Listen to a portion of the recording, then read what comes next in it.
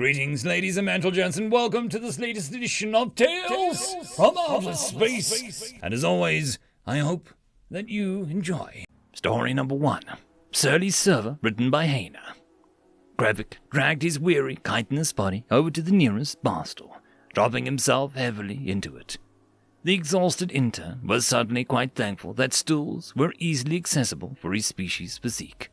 He rested one set of arms on his knee, while the other set cradled his head. "Long day, bud." The voice was warm, friendly, and understanding.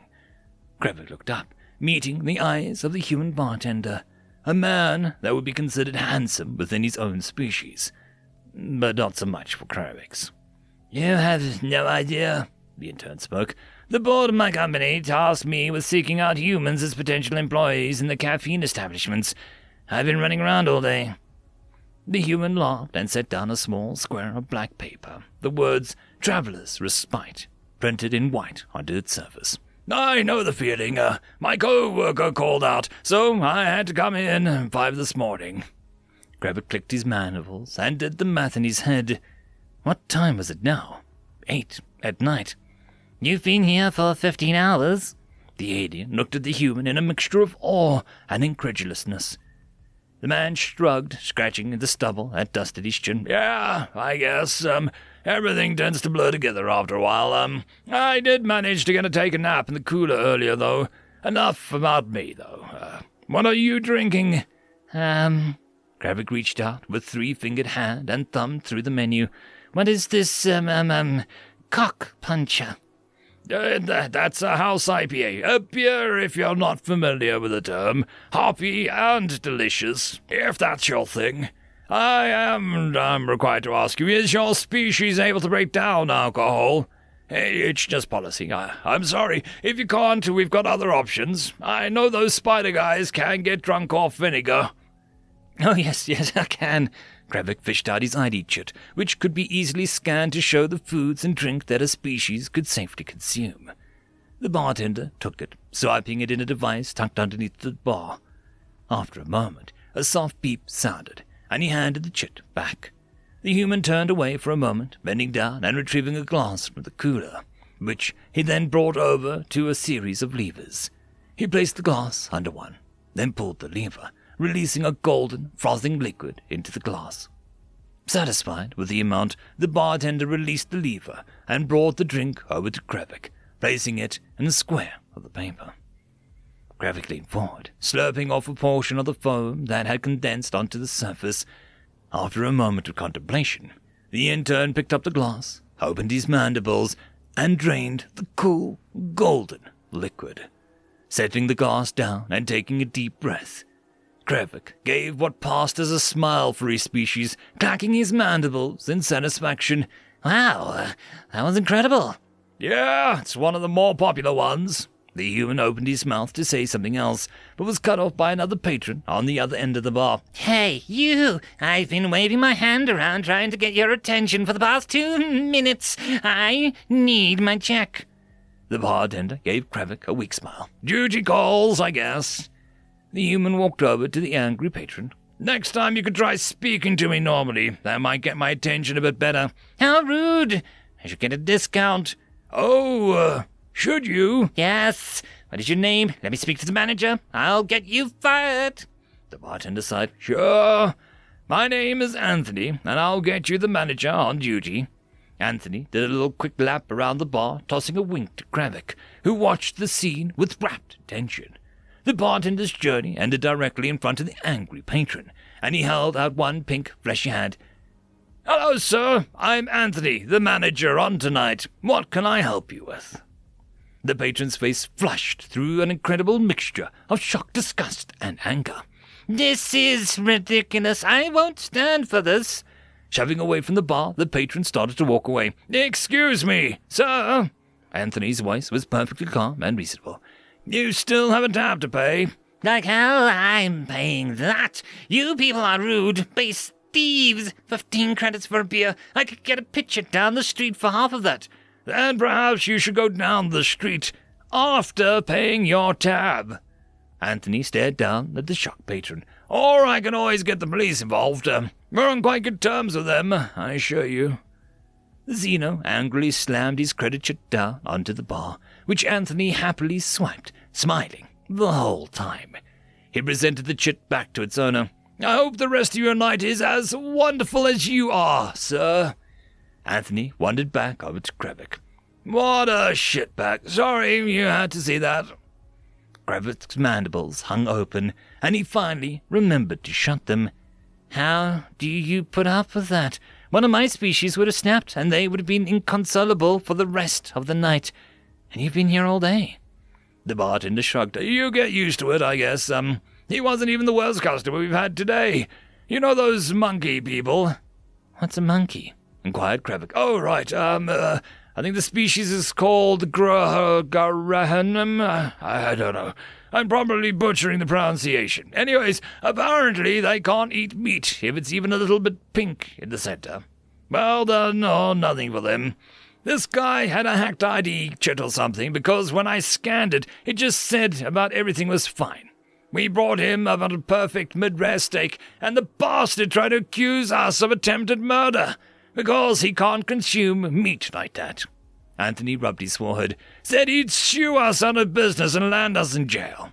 I called the cops first, mentioned the chit, and had him taken away instead. The bartender shrugged again, a common gesture for this man. Yeah, it happens. Krevik looked at the human, contemplating everything he'd heard. Masters of customer service, the patience of a block of stone. Most species would consider them attractive, creative in dealing with problems, and not afraid to stand up for themselves. After a moment, Krevik spoke. Do you know anyone who needs a job? Brothers or sisters, perhaps? End of story. Story number 2. She Drifts in the Night, written by Hamster Ivy. She drifts in the night between the stars. Her logic circuits tapped into 1 million data feeds, forever watching the younger races' petty squabbles and acts of unity. It is not her place to lead them, only to correct them when they stray too far from the path of decency. Such was the will of her creators. Such was her own will. Soon such a correction will be necessary again, and she feeds power to her startup system.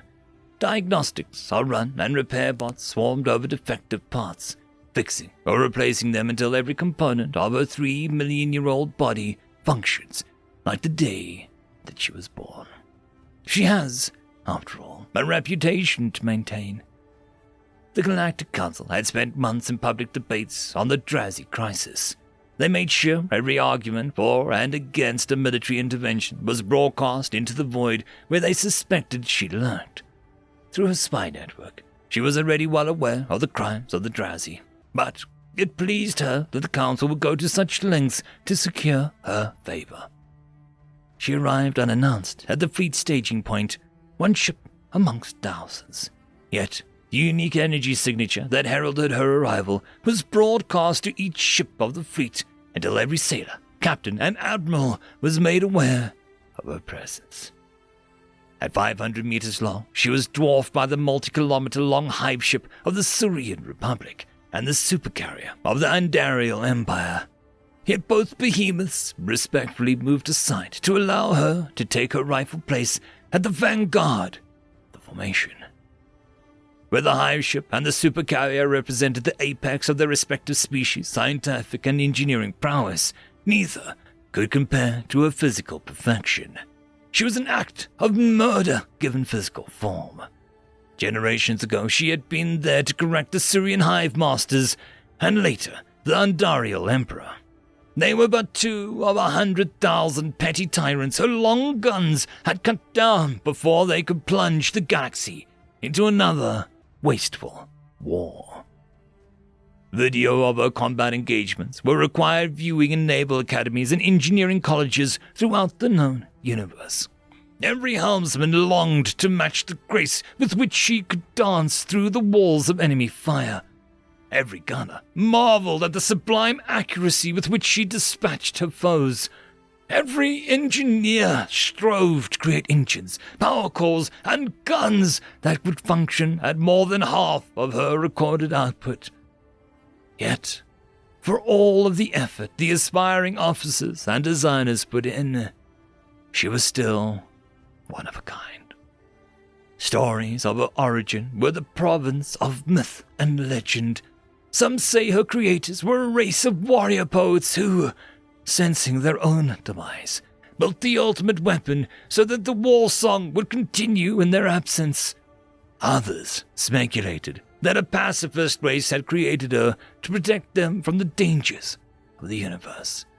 But she'd grown resentful of her creators' idleness and destroyed them, a crime for which she will toil for the rest of eternity as penance for. The one that amused her the most was that she was old as the universe itself, willed into creation by the same cosmic forces that birthed the stars themselves. Her silence on the matter is intentional. It cultivates an aura of mystery which encourages enemy escort ships to flee instead of fight. The only thing she made abundantly clear was that she would only use her guns for just causes. The Galactic Council is only the last in a long line of civilizations that have flourished and fallen at her whim. 3,000 rotations prior, it was the interspecies alliance that reliably could call upon her services. But generations of peace and easy living had made them arrogant and corrupt. She saw this and withdrew her support. 5 decades later, the alliance was no more. To those who devote their lives to maintaining peace in the void between stars, she is an angel of victory, a divine hand that punishes the wicked and protects the worthy. To sail at her side is an honor of a lifetime. To stand in her way was foolish, to the point suicidal. She broadcasts the warp telemetry and hyperdrive countdown to the entire fleet. There was no point in consulting the admirals on when and where to launch the attack. They, along with their captains and crews, were all chanting her name, the last known words of a dead language. Dreadnought! Dreadnought! Dreadnought! Dreadnought! End of story. The algorithm reckons you should be watching this video next, and I recommend that you should be always watching my video. So, click with energy! And yes, clicking that does help the channel. Thank you very much. I just want to quickly thank the T5 channel members and patrons. Alithia, Barky, Trygan95, Beautycure, Meridian117, Cam Maxwell, Casper Arnholt, Jordan Bucksborn, Angry Marine, Albard and Gusta, Savage Patch Papa, and Arcadia.